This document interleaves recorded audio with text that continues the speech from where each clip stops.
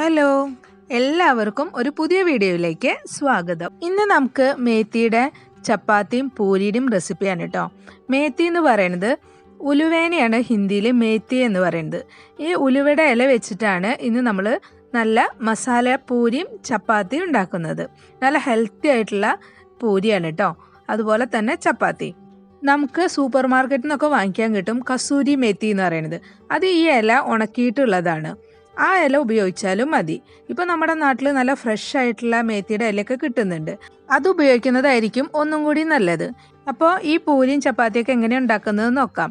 അതിന് വേണ്ടിയിട്ട് ഒരു കെട്ട് മേത്തിയുടെ ഇല കിട്ടിയിട്ടുണ്ട്. ഇതിൻ്റെ തണ്ടൊന്നും നമ്മൾ എടുക്കുന്നില്ല.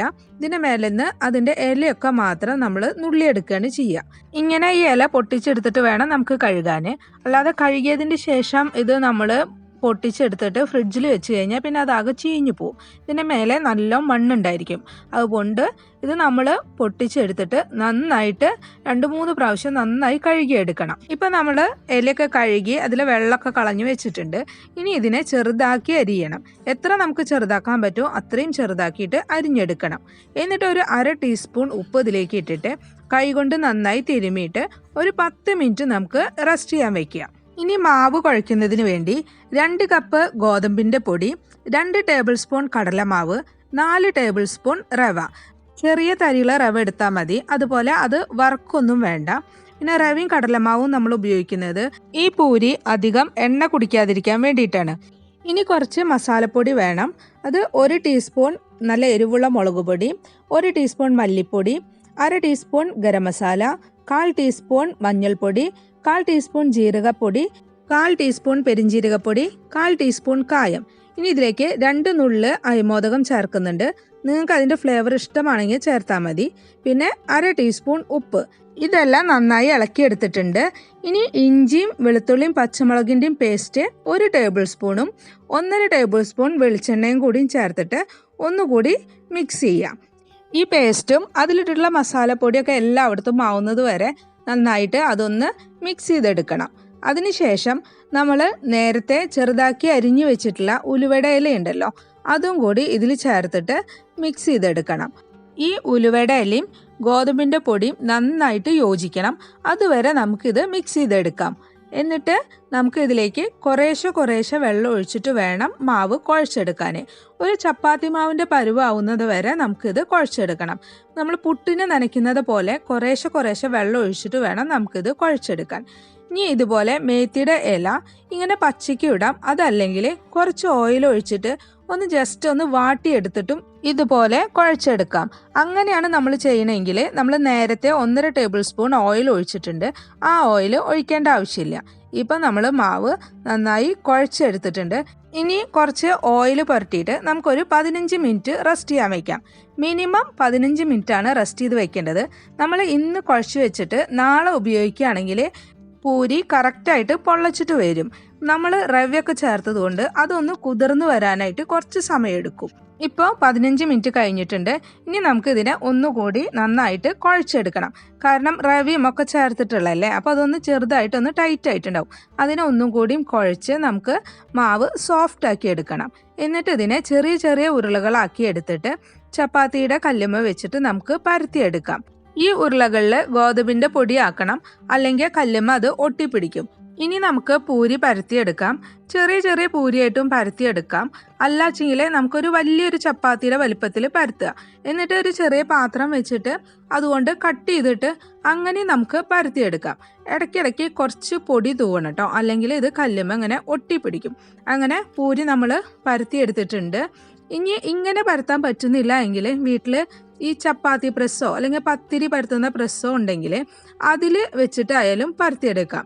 2 ഭാഗത്തും ഒരു പ്ലാസ്റ്റിക്കിൻ്റെ ഷീറ്റ് വെച്ചിട്ട് കുറച്ച് എണ്ണ തൂവിയിട്ട് അതിൽ വെച്ചിട്ട് പരത്തിയെടുത്താലും മതി. അപ്പോൾ നമുക്കതിങ്ങനെ ഒട്ടിപ്പിടിക്കില്ല. ഇങ്ങനെ നമ്മൾ പ്രസ്സിൽ പരത്തുന്ന പൂരിക്ക് കുറച്ച് വലിപ്പമൊക്കെ ഉണ്ടാവും കേട്ടോ. അധികം കനം ഉണ്ടായിരിക്കില്ല. നല്ല പൂരിയായിട്ട് കിട്ടുകയും ചെയ്യും. അങ്ങനെ നമ്മൾ പൂരിയൊക്കെ പരത്തിയെടുത്തിട്ടുണ്ട്. നമുക്കിനി ഇത് ഫ്രൈ ചെയ്തെടുക്കാം. അതിന് വേണ്ടിയിട്ട് ഒരു പാത്രത്തിൽ കുറച്ച് ഓയിൽ ഒഴിച്ചിട്ട് അത് ചൂടാക്കി എടുത്തിട്ടുണ്ട്.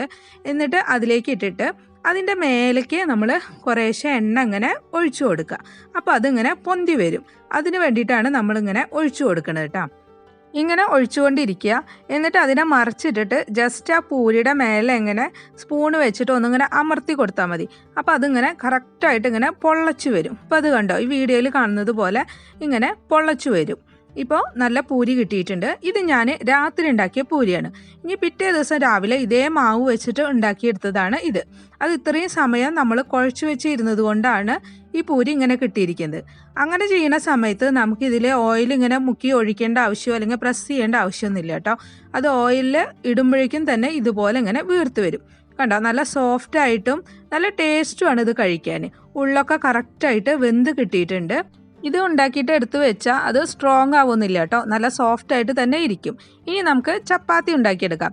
അത് നേരത്തെ ചെയ്ത പോലെ തന്നെ ഉരുളകളാക്കി എടുത്തിട്ട് ഗോതമ്പ് പൊടി അതിൻ്റെ മേലെ തൂവിയിട്ട് നമുക്ക് ഇങ്ങനെ പരത്തിയെടുക്കാം.